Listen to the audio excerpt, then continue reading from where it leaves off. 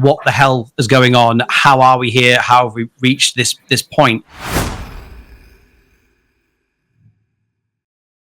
Hello, everyone, and welcome to the NUFC360 podcast. With me this week is our super Swede, Max, and Steve Bruce's biggest fan, Ryan. Before we get into this, I'm not going to ask how you both are. I'm going to say to everyone, if you've tuned in, do hit like, share, and subscribe. We really do appreciate it. We're coming off an amazing and fluky and really weird stage in the season where Newcastle equal top. In my match analysis was just me going, what the hell is going on? How are we here? How have we reached this point? As you can see in the title, Wolves tamed. Ryan, was that the case? Did we tame Wolves, in your opinion? I think tamed, yeah, maybe putting it a little bit unfairly. Look, I mean, at the end of the day, we won. So that's the most important thing. But we are in a bit of a weird situation. I mean, it's very hard to sit here and complain when you win. You would rather play badly and win and then get the points, because that's ultimately what you look back at the end of the season. But we are in a bit of a, there has been a lot of discussion about the team's performances in general. I think it's safe to say, although we are getting the result, the performances are perhaps not what we are more accustomed to in terms of a Newcastle side under Eddie Howe, in terms of, that intensity, that pressure off the ball, which is something I'm not seeing a lot of. And I don't know if that's just a change of style now. And Howe's saying, we need to try and prevent these injuries, and we just simply can't afford to play with that level of intensity that we used to play with. That's me throwing an excuse out there for, maybe giving Howe a chance. But I think, the performances have been, it's been a common theme for me, and it was the same again this weekend, where I think we start the game pretty well. First 5-10 minutes, we look sharp. Yep. We're on the front foot. We're passing the ball around pretty nicely. And then it seems to have been a recurring theme that we seem to drop off a bit in our standards, and we start to get a bit sloppy on the ball, start giving the ball away in bad positions. I think having Shaw back made a big difference in terms of the Did ball. It though? Did it? Though? I mean, in terms of it felt a bit more secure at the back. It didn't, we weren't giving the ball away as much in our own half, I don't think, and that's maybe also because Lewis Hall was in there, and he's not a bad ball player, to be fair to him. Defensively, maybe a few questions, but on the ball, he's pretty technically tidy. But anyway, I'm off track, and I think we started off well, sidetracked, went behind, and at halftime, we had to make them changes. I think because we again, it was just I think we have a bit of a problem with being a front foot pressing team in games where we're kind of expected to win. At times, I find that we struggle to dictate the tempo. We don't really have that creativity at times in midfield, especially, when you've got the likes of Tonali, even Willock on the bench, that give you that bit more energy in midfield, can maybe give you a bit more runners in behind than we're getting with Longstaff and people like that in there. So, long story short, Mark, I think 3 minutes in, 3 minutes later, it wasn't a vintage performance, but at the end of the day, I guess you can't really argue with the result. And if we keep doing that for the rest of the season, then there's no complaints from me. There's not. When I'll ask this to you, Max, what's more important, the way we're playing or the results? Like short term, long term. What? Because I've got my own opinion on this. So what do you think? In the long term, definitely the performance, because if we keep on playing like we have, we are not going to keep being undefeated. We are going to lose against. It doesn't have to be a top team. It can be Fulham next weekend. Yep. It's about we've been really lucky. We had the Bournemouth goal in the last minute that was cancelled through VAR. We had this game. We could have Cunha could have scored when Pope made that brilliant save, but could have been 2-2 draw. So it's all about moments in these games where we have been lucky. We were lucky against Spurs. We were lucky against Bournemouth. We were lucky against Wolves. And you can't build your season purely on luck. But like Ryan said, we have won these games. We have not lost yet. We have got the points, but we're becoming, I dread to say it, but like Man United. Literally the notes I've got. Yeah, exactly what I said. The team who performs really bad all the time, but still gets points on the board and ends up like top 5. but we don't want to be like them, because that's not sustainable and it's not healthy, I think, for the football club. So yeah, that's I do think it's a bit of an interesting scenario though, because we haven't been that club for a long, long time, and then when we do become that club, then we're almost moaning that we want to see better performances. I think you can't have your own cake and eat it, almost, in my opinion. Everyone wants to play well and win. Oh, absolutely. Teams play well and lose. Tottenham, for example, have had some decent performances. And they were sitting on 4 points after 4 games, and Newcastle are sitting on 10 points. So, there's definitely a balance. And I also think you got to look at it the other side, where, okay, we're not playing amazing, but winning breeds confidence, as they say. And you would like to think maybe we can step it up a gear. There's nothing to say we can't step it up a gear. I mean, there's some patterns in there that are a little worrying. I do worry about the right-hand side. I think with Livramento in there, although I think he's very solid defensively, I think we miss a lot of Trippier's attacking output on the right. I'll touch on that, because you mentioned the patterns, and it's brought to my mind patterns of play, the right-hand side in particular. So when Eddie Howe first came in, he had a right-hand side of Trippier, Longstaff, and Almiron. And objectively, apart from Trippier, the other two are very limited in what they do. Now, I don't know what's changed, because that pattern of play has gone. They used to be lethal on that right-hand side. It used to be, in behind runs by Longstaff. It used to be a 1-2 give and go with Almiron, and then the other two pushing forward, giving space for Trippier to whip a ball in. We've got none of that anywhere anymore, but basically on the right-hand side. So I don't know whether or not it's because we've got better quality players now that are trying to do too much, because, Longstaff, bless his heart, can't think. You see, when he gets the ball, he has to think. It takes him half an hour to find the pass. If he's told what to do, he does it and is effective. It doesn't seem like we have any clue as to what we're doing. And I know you mentioned that wins breed confidence. I don't see any change from our first match to this match. So why do you think that right-hand side is suffering now? Why do you think we're not having any patterns of play?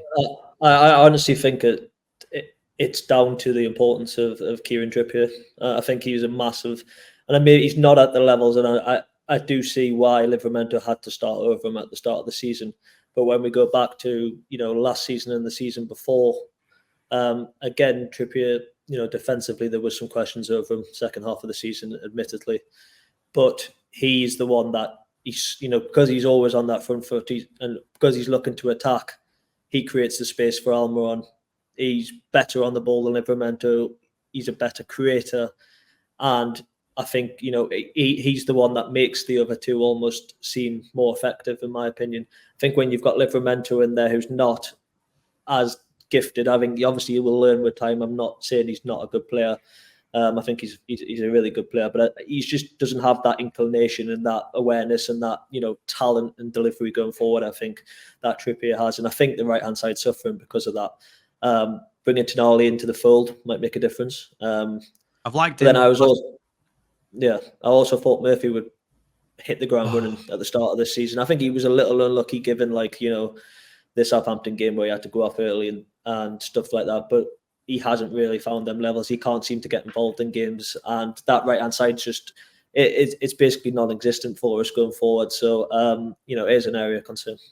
Yeah, I think Max, we'll go from one awful side of the pitch to the other side of the pitch that has a good problem. We're starting Gordon, who is showing flashes, but it seems to be Harvey Barnes coming on for 10 minutes and doing the business.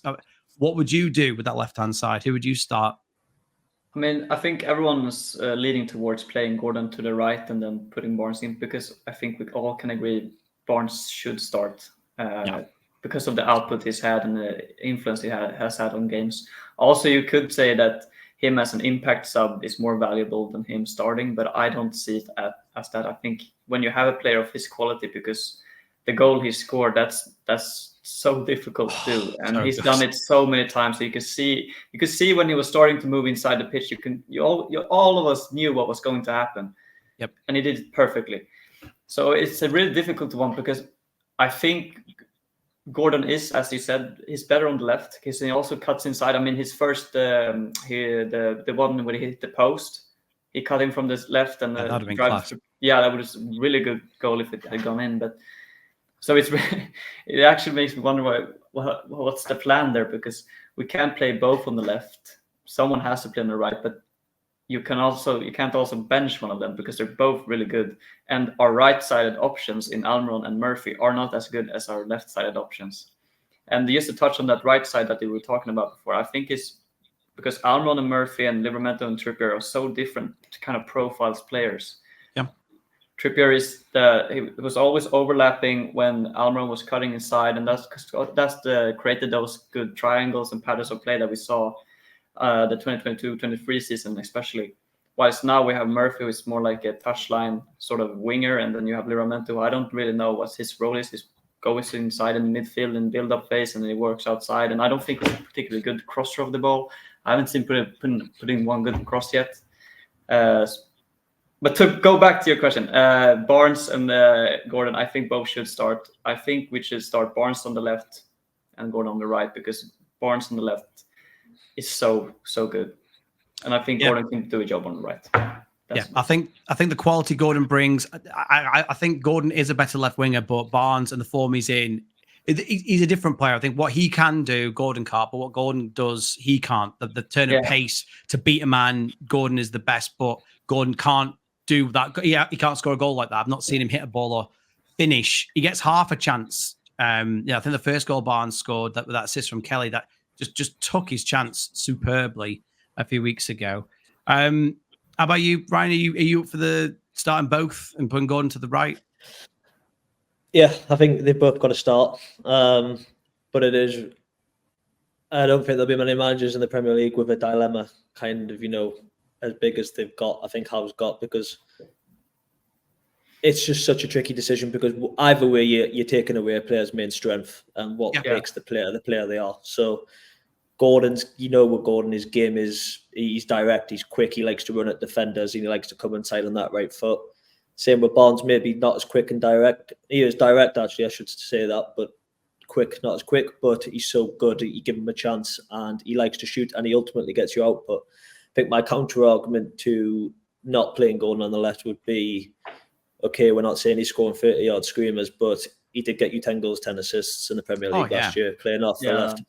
And I think he was our best player. And I think to take our best player out of his best position is maybe not a good idea as it sounds. So for me, it would actually I think Gordon is a better player. So I think Gordon can play on the right. And we've seen Gordon play on the right, and he's still pretty effective from the right. But I think it's hard to take Gordon out of the left. And I do think there was positive signs from Gordon at the weekend. I think the first 3 games, he didn't look himself, and I think tired. It was down to sharpness. Yeah, I think he's went away with England, and these international breaks very rarely do us any good, but it seems to have actually done him some good in the sense that he's got some more minutes into his legs. He's trained probably pretty well with a good set of players for 2 weeks, and he's come back and he looked a lot more sharper for me. I mean, you saw that run; he was a lot more involved with the play. And we saw a bit more of that directness and that pace and that aggressiveness that we like to see from Gordon. So, really tough one. I'd probably go Barnes on the right, Gordon on the left, personally. For me, but again, Barnes has got a good left foot. He does, but I think if I'm doing it and I'll simplify, I think, you're moving a 9 out of 10 in Gordon on the left, putting him to the right, and maybe he drops to a 7. But the other 2 that we've got are a 5 or a 6, so he's already improving it. And then Barnes is an 8. He's not as good as Gordon. We've seen it before, and I do like it. But like what you alluded to, Max, he's been also an amazing impact sub. So some players love that. Solskjaer being the key super sub. Some players do thrive on. Give me that, and I'll show you. But I think I would start all 3. It's up to Eddie Howe. I mean, just very quickly, I really liked the 3 subs at halftime. I didn't think Isak was playing, if you have blur vision or not. I didn't think Isak hasn't been too good in the last few matches. And I don't know what Osula has to do to get a sniff. I know the lad's never scored a professional goal in his life, but I don't know what he has to do to get a sniff. But I like that. My only question, lastly, on the match is, what are you guys' thoughts on Lewis Hall? What are you thinking of on him? I'll start with the subs. I thought the subs were good. We needed to make them, but I was surprised at the time that Howe made them. I think he was kind of been forced into the Isak change. I don't think he would have taken them off if he had the choice. Yeah. But Joelinton and Longstaff weren't at the races. But the whole midfield wasn't, to be fair. I think Bruno was also off the pace, and I think there's been no denying his quality, but I think teams are starting to realise you mark Bruno tightly.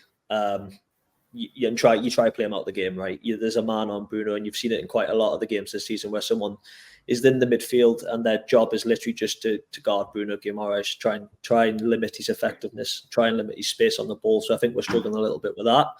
But I thought it was proactive, and for me, I think moving forward, I like the balance of Tonali, Willock, and Bruno because I think it gives you a bit more pace and energy in the midfield.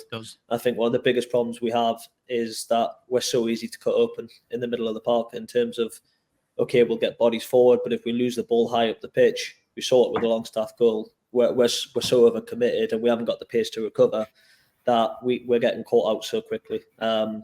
So I think, it's nice to have that depth, and it's given us a few dilemmas because it's almost... I think Joelinton's been very inconsistent. There's been 2 games where he's been really good, 2 games where he's been really, really poor. So do you actually go with, a Willock, Tonali, Bruno midfield?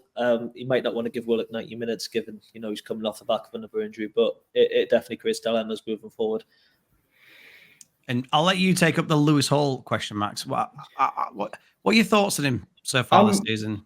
Really confused because I've seen a lot of appreciation of him after the Wolves game, and I thought it was really bad. So I'm starting to think I'm missing something, or because I thought he was exposed the whole game. He didn't.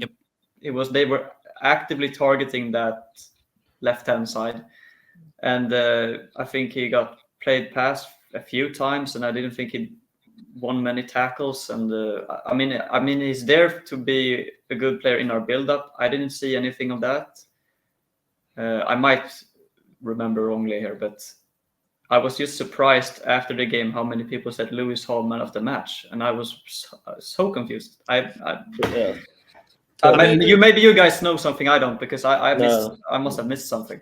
He was most effective when they put him up front. Just to stand there was his best position. Yeah, go on, kid. You just stand up there like we're playing. When you put the fat kid up when you're playing in primary school. You're like, go on, lad. Yeah, just get out of the way. I feel like as a defender versus an attacker, you want to put you want to smash the lad first. You want to get a few good tackles in to take the confidence away. And the opposite side, they're just skinning him alive. I always wondered when we brought him in why we're not playing him. Or we just convert him to a left back. Could have just bought a frigging left back, but we're still trying this experiment with him. And I'll go back to it. He's not fast enough, not athletic enough to not be a good defender, and he's not a good defender. He's about as quick as Sean Longstaff, which is fine. But that means if he's getting beaten, then it's exposing the defense. So I completely agree with you. Like, I'm flabbergasted by the reviews he's getting. I do agree. I wouldn't maybe go as far as flabbergasted in the sense of, I think I rate him a little bit more potentially, but I think a lot of people are looking at potential and not looking at ultimately the performances on the pitch right now. Mm-hmm. And there is inconsistency there. Don't get me wrong. He's only 19. He's got a lot of room to grow. Oh, yeah. But defensively, it's hard to, not agree with what you're saying. He got beat quite a few times. He doesn't really have recovery pace. And I'm not sure he's a left back because I think he's technically pretty good on the ball. And you saw him in pre-season in pre-season, he was almost seemed to be playing like a bit further up the pitch, wasn't it? It was almost like he was playing centre. I thought he looked good. Yeah, I think moving forward, I understand why they're playing him at left back because he does possess a lot of good technical qualities that an attacking fullback would want in terms of being good with the ball at his feet. He seems to have a decent delivery. He seems to be able to chip in maybe with a goal or two, but I think he's struggling with lack of cover from players like Gordon. Like when we had Byrne playing there in the past, we had Willock and Joelinton both playing on the left to cover him and cover a lot of ground.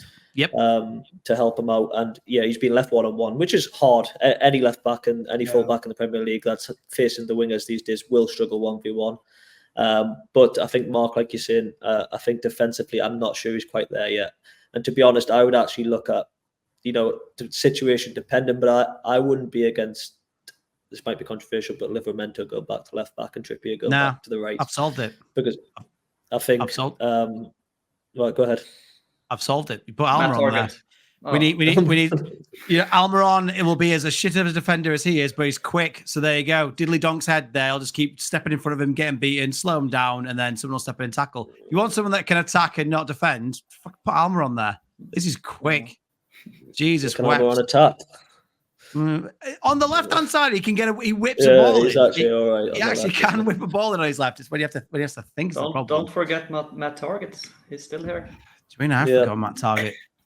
Do you mean? But I think Tino and Trippier. I think Tino is actually pretty good coming in because Matt was saying, he's not necessarily notoriously renowned for his crossing ability, but what he was good at the left was he's pretty good dribbling, pretty good at beating a man.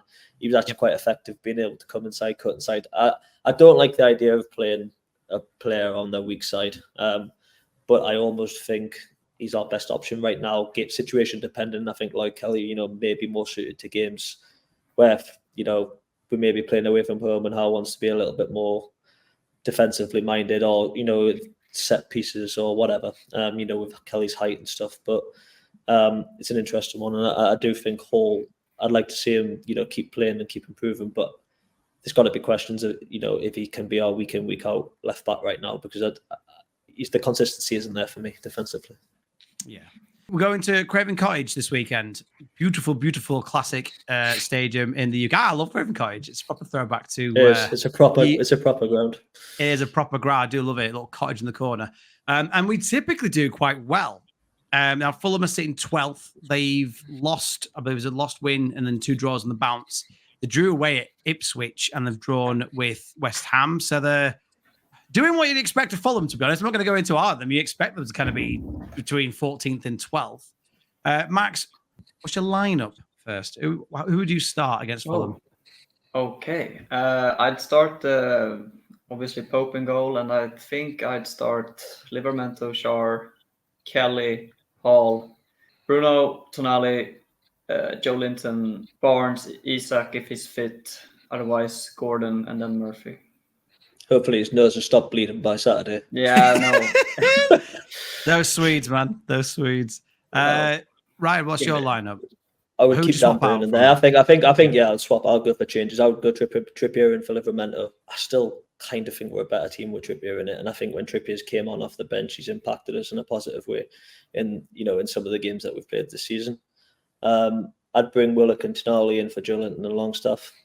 And I would also bring Barnes in for Jacob Murphy, and that would be my team. So 4 changes. That would be my set. I would keep the team that you've given, Ryan, because I think Dan Burn, and I'm number one. Everyone knows me. I'm the negative one in the group apparently, and I will crucify everyone that I think is not good enough. But Dan Burn, the left-sided centre back, has been almost faultless. He's been great. I think he's been really, really good. I quite liked him there. Still has no pace. But I think the reason why he gets called up a lot at the moment is because Hall can't defend his arse from his elbow. So you've also convinced me I'd have Trippier right back and I'd have Livramento left back. I forgot that he can play there and how effective he was. I think he played there, didn't he, in the Champions League away at PSG. Yeah. He had a great game. So I would do that. And then in the midfield, providing Joe Willock is fit enough, I would start him. But if he's not 100%, I wouldn't risk him and I would keep Joe Linton. Then, front 3, Barnes left, Isak centre, Gordon on the right. I'll give my prediction first. I thought going into these games, in the past, I'd be like, we'll smash them, we'll smash these. But my confidence has been chipped away each week. And I thought we would draw at Wolves. We're very lucky not to. We should win, but I think it'll be a 1-1 or a 2-2 draw. We're not looking good defensively, but we are looking good. I think we'll score. I think we'll concede. Max, what's your prediction? Yeah, I'm leaning towards the same because I haven't been convinced by our performances. I think Fulham have looked good in the games I've seen them. They have a really interesting attack with Adama Traore. I mean, if you put Adama Traore up against Lewis Hall, that might be difficult. And then you have Emil Smith-Rowe, who looked really bright since this move. And I mean, the whole team is a pretty good setup, and Mark Silva is a good coach, so I think it's going to be difficult. I mean, we've beaten them before, like you said before, like one in the cup and so on. But I'm leaning towards a 1-1 draw as you, Mark, because I haven't been convinced by our performances yet. Come on, Ryan, give us some confidence. Talk us up. Tell us why please. Give us some hope. Well, I was actually at Craven Cottage twice last year. Won the league and won the cup, and we were dead fluky, especially in the cup. We got battered. Right. Okay. We got battered the whole game. I mean, we managed to win 2-0. But I think Fulham are a good side at home typically. It's quite a tough place to go in the sense that it's a small, quite compact place. They like to get on top of you. Marco Silva's teams are typically quite hard to play against. And they do have a few good options. I think Paulinho is obviously a big miss for them. But, they've got a bit more creativity with like Smith Rowe in there. I struggle to see us winning the game also. I think it's a weird situation where, it's such a negative, almost a negative feel. But if we do win, we go top the league. So yeah, mad. It's pretty mad, really. You'd snap your hand off for it a month ago. So I think we have got to consider that. And I don't necessarily think we'll get beat, but I think it will be, maybe a 1-1, 2-2 draw. If we can get Isak firing and actually create some chances for him, it might be a different story. Because I do think we'll obviously make chances. It's that, we have got the talent going forward to make chances, and Fulham tend to give you chances. So it's whether we can get our key players into the game and get them, making, ultimately putting away these chances. But I'm going to go 1-1. Yeah, I think that's unanimous then. A bore draw. But I think, again, if we remember how to play, then we could smash them. But it could go either way. Can I just defend my fellow countryman here for a second? Because he's been making some really good runs all these 4 games where he haven't scored. He scored against Spurs, but he's making good runs. But the passes from all of his other players, and of course the performances and the passage of play, we haven't been good. But some of these passes that should have gone to him has been so poor. From Lewis Hall against Wolves, I remember one standing out. He completely missed it. Longstaff missed it. So if we can just get maybe Tonali and Bruno a bit more further forward and give those players the ball, to give him the ball, he's going to score more. That's just I just want to completely agree. There's absolutely no denying his quality. And I think we saw on Sunday, first 10, 15 minutes, he actually looked quite sharp in the sense that but he was almost playing a different way in the sense that he likes to be on the shoulder, but you actually saw him dropping deep, trying to get involved. And I think there's a bit of frustration from his own part. He's desperate to be involved, and we don't make him enough chances. That's the biggest problem. The fact that he got 21 goals last season in a team where, we don't tend to, they're not pumping crosses into the box. We don't have that creativity in midfield necessarily. I mean, not to say that we obviously, it might be a ridiculous statement because we scored a lot of goals last season as a team. But the first 4 games highlighting the first 4 games, he's hardly had a sniff of goal, really, has he? And that's can't just be put on Isak itself. You've got to have the quality of the service. You've got to actually provide him with the opportunities. Like Max says, he can make all the runs in the world, but if you can't find them, then that's no good. So I'd agree. Yeah. I think the whole problem has been the midfield, and I don't think we know who our best midfield is. I think we've all given a different midfield who starts, and I don't think Eddie Howe knows the most effective midfield at the moment. I think the positive in the midfield for me before we go is that I thought Tonali did look sharp, and I say I'll crucify him if he plays badly because of what he did. But I think he looked quick, he looked decisive on the ball. Every time he comes on, he's looking that little bit better, that little bit sharper. So I'm hoping he starts, and I'm hoping that he is the player we all wanted him to be. He needs to be the creative Sean Longstaff is what he's meant to be, coming on that right-hand side. He is, to score more and assist more and work as hard as Sean, and that's what he has to do. So I think he will start. I think so. I think he has to start. I think a message for Howe is you've got to play your best players. And you're seeing it time and time again where, it works because these guys are coming off the bench and have an impact, but we can't keep, relying on these guys to come off the bench. Eventually, we've got to stamp our authority on the games in the first half or in the second half. So play your best players. Tonali and Barnes have to start for me. Well, gentlemen, thank you very much for joining me in my therapy session for the week. Guys, comment below what your score predictions are for the weekend. Give us your starting lineups as well. And don't forget to like and share and subscribe. It really means a lot. And until next time, guys, take care.